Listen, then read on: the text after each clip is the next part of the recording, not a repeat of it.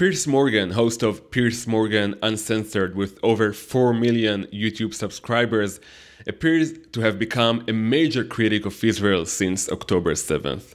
Some have called him anti-Israeli or even anti-Semitic. To me, it's obvious he's shifted his stance throughout the past 22 months, and he acknowledges this as well, saying he's changed his mind about the legitimacy of Israel's war since he no longer believes its response is proportionate. Perhaps more telling of his now anti-Israeli stance is the fact that the person who changed his mind about Israel is Egyptian comedian Bassem Youssef, whom he interviewed and who himself has expressed clearly anti-Israeli sentiments in the past. My original view was that Israel had fundamental right and duty to defend itself following the October 7th attack, says Piers. But my question from the start was always, what is a proportionate response? To me, what has been happening in recent months, especially since the blockade and the bombardments, has crossed a line. My goal in this video is to address Piers's ongoing claim of disproportionality since the beginning of the war and to try and fortify Israel's stance. I believe the major problem advocates of Israel face when appearing on Piers Morgan's show is that they have to play by biased rules. What are these conversational rules and why are they biased?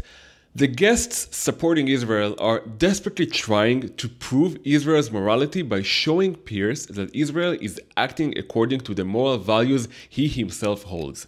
But I believe this is a mistake because the values Piers holds are not moral and lack the ability to distinguish between right and wrong, good and evil.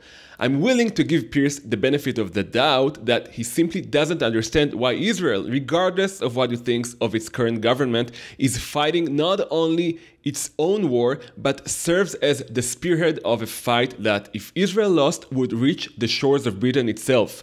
Nevertheless, his ignorance at best or his anti-Semitism at worst leads him to view the war in Gaza through a distorted lens. Let me give you an example. Piers is vehemently pushing the proportionality argument, meaning that Israel should exact from Hamas and the civilian population in Gaza a proportional price to what Israel paid on October 7th, the killing of 1,200 people, most of them civilians. What constitutes the proportional price remains unclear, but it seems Piers has decided that Israel has crossed the line and therefore has lost its legitimacy to continue fighting. The bottom line is that according to Piers, the legitimacy of a war is decided by the cost your enemy pays in proportion to the cost you yourself paid. This is an absolutely ridiculous idea.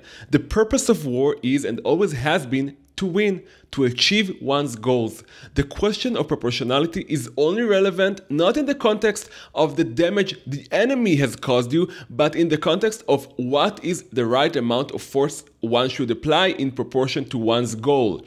It seems to me that Piers views the conflict between Israel and Hamas as morally symmetrical rather than recognizing that Israel shares deep and vast moral common ground with Britain and the West as a whole, while its enemy Hamas and frankly the Gazan population as a whole holds utterly opposing moral beliefs.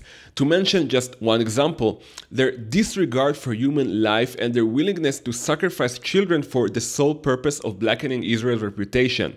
Piers treats Israel and Hamas like two kids fighting in the schoolyard where each side has its own justification, there is no clear protagonist and no clear distinction between who's right and who's wrong. I believe the reason for this moral obfuscation is that Piers and perhaps the Western world as a whole lacks the mental tools to grasp and understand the motivations of the enemy Israel is facing. It simply cannot detach itself from the paradigm that wars are fought between two sovereign states that eventually want each of their peoples to live in prosperity and peace. He treats Hamas as if it were a government like France or Germany and the people of Gaza as if they were people with the same aspirations as the French or German people. But he only thinks this way because he is blinded by its conviction that everyone wants the same things as the West does.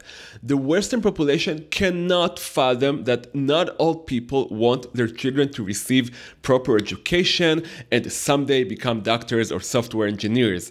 Hamas and the Palestinian population as a whole are not playing by these rules, and therefore the rules of proper conduct in war cannot be applied to this conflict. International law assumes all parties are rational and share at least some values, that human life has value, that there's a distinction between combatants and civilians, and therefore that acting against combatants should consider the number of enemy civilians killed in the process. Another rule prohibits treachery in basic categories of protection, meaning one cannot disguise oneself as part of the Red Cross to infiltrate and kill the enemy, nor can they pretend to surrender and then attack. This obviously assumes both sides accept the value of trust in certain symbols. The last but equally important rule of international law is that reciprocity is not a condition, meaning that even if one side violates these rules, it does not permit the other side to violate them as well. This means that even when one side directly targets innocent civilians while hiding behind its own civilians, its opponent is still obligated to follow these rules. We'll discuss in a moment how Israel should treat international law, given that Hamas violates practically every one of its principles. But for now, I believe we can at least agree that the reciprocity part, even if we accept that it makes sense, opens a major breach in this law that allows immoral actors to exploit it and use the rules against those who do play by them.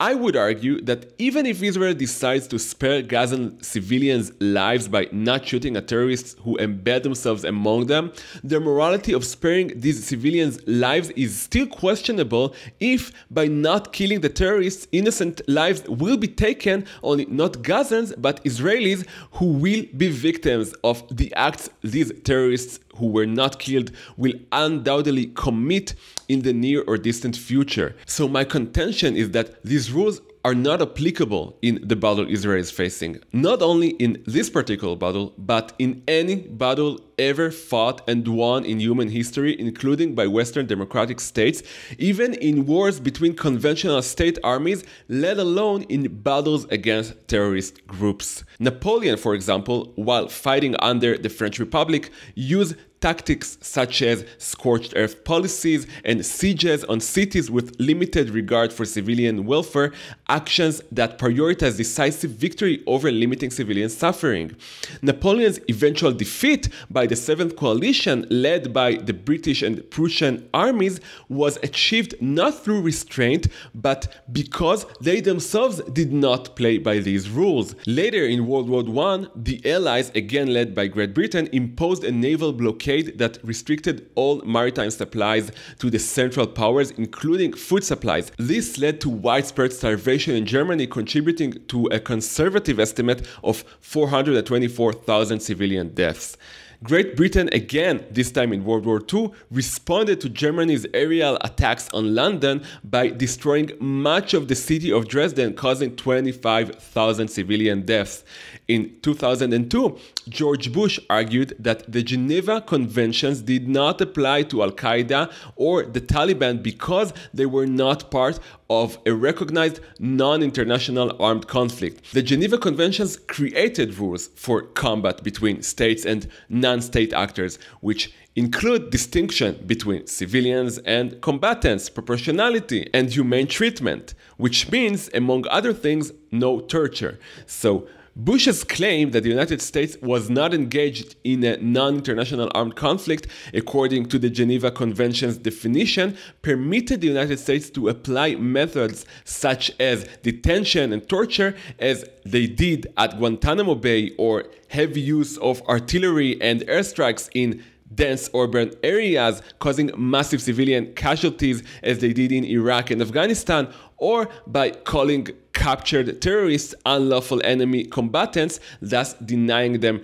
prisoner of war status under the Geneva Conventions. One must understand, therefore, that the moral standards Piers and many of his viewers around the Western world apply to Israel in its fight against evil terror groups were never applicable in any war ever won, let alone in battles against terrorist groups. Not only that, but they were created in the first place by a post-traumatic Europe, not in order to make sure that good continues to prevail over evil, but to prevent wars altogether together, Europe is so averse to war and any sort of international aggression that it has allowed hostile populations of millions of Muslims to enter its countries and propagate their hateful, murderous, and decadent beliefs. Western European countries' policies have led to increased anti-Semitism and anti-LGBT attitudes compared to the local indigenous population, and to acts that clearly demonstrate very different attitudes towards women's liberty, such as the massive sexual assault in Cologne, where